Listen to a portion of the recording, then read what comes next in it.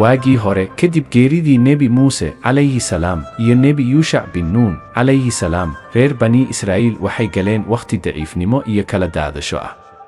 cadowgoodu wuxuu ka qabsaday dhulkoodii wuxuuna ka qaaday sharaftii iyo xornimadii.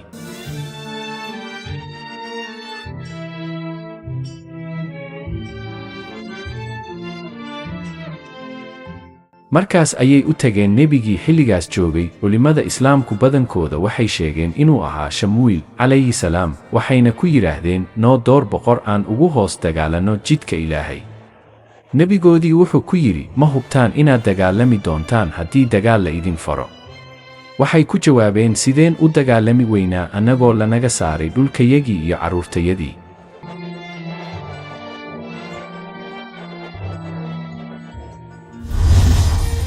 markaas Ilaahay wuxuu u doortay nin la yidhaahdo Daaluud inuu noqdo boqorkooda, laakiin dadkii qaar way la yaabeen. waxay yidhaahdeen sidee ayuu boqor noogu noqon karaa? annagaa ka mudan boqornimada mana haysto maal badane. nebigoodii shamuil calayhi salaam wuxuu ku jawaabay Ilaahay baa doortay. wuxuu kuu siiyey aqoon iyo xoog jireed. Ilaahay wuxuu boqornimada siiyaa cidda uu doono.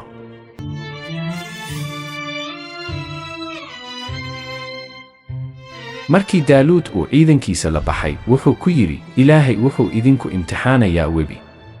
qofkii si buuxda uga cabba ma aha mid ila socon doona, qofkii hal sacab ka cabba mooyaane.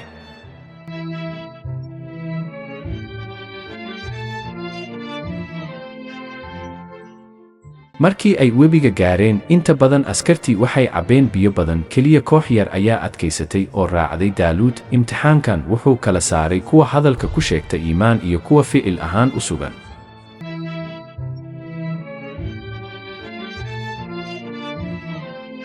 cadowgii ay la dagaalamayeen waxaa hoggaaminayay nin la odhan jiray Jaaluud. Jaaluud wuxuu ka tirsanaa qoomka Falastiiniyiinta. wuxuu ahaa nin aad u dheer, xoog badan, hub culusna wata. wuxuu ahaa astaan cabsi iyo kibir badan. ciidankiisu wuxuu ahaa mid tiro badan oo si fiican u qalabaysan. dad badan ayaa ka baqi jiray araggiisa oo keliya. markii ay arkeen Jaaluud iyo ciidankiisa, qaar ka mid ah askartii waxay yidhaahdeen ma awoodno maanta inaan ka hortagno Jaaluud iyo ciidankiisa.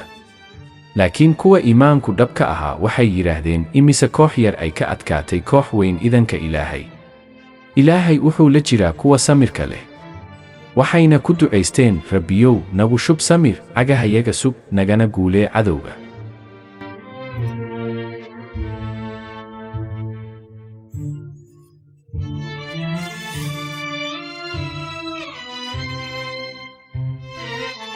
dagaalkii markuu bilowday waxaa ka dhex muuqday wiil dhallinyaro ah oo la odhan jiray Daawuud calayhi salaam. Daawuud calayhi salaam ma ahayn askari caan ah wakhtigaas, laakiin wuxuu lahaa iimaan adag iyo tawakkul buuxa. wuxuu qaaday dhagax yar wuxuuna ku dhuftay Jaaluud. Jaaluud wuu dhacay, ciidankiisii way kala yaaceen.